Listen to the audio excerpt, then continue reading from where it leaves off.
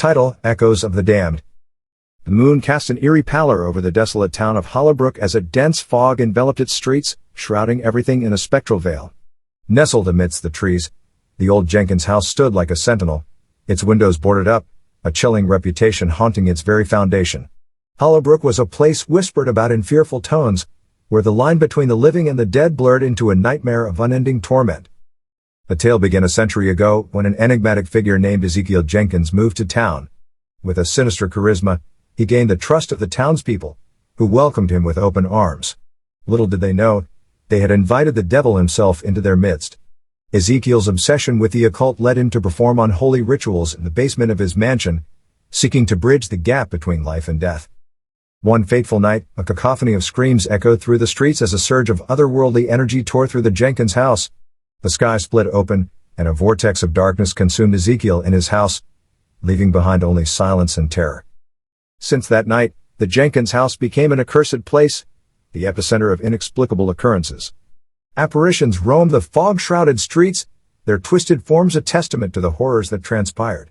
One by one, the townspeople fell victim to the malevolent spirits, their minds unraveling as the echoes of their own damnation drove them to madness. Among the cursed souls, a group of strangers found themselves drawn to Hollowbrook, unaware of the darkness that awaited them. Jennifer, a skeptical journalist, arrived to uncover the truth behind the legends. Thomas, a scientist with a penchant for the paranormal, sought to debunk the town's eerie reputation. Lily, a psychic medium burdened by her own demons, felt a sinister pull toward the Jenkins house. And finally, there was Michael, a former priest grappling with a crisis of faith, driven to confront the malevolent forces that had defiled his beliefs. As they ventured into the town, their paths intertwined, and the horrors of Hollowbrook unfolded before them. The twisted apparitions grew more malevolent, luring the strangers deeper into their web of despair. Walls dripped with blood, whispers of torment echoed through the air, and the very ground seemed to pulse with a sinister energy. One by one, the strangers faced their darkest fears, forced to confront the malevolent spirits that had taken root in Hollowbrook. Jennifer's skepticism wavered as she witnessed the unexplainable. Thomas's scientific explanations crumbled.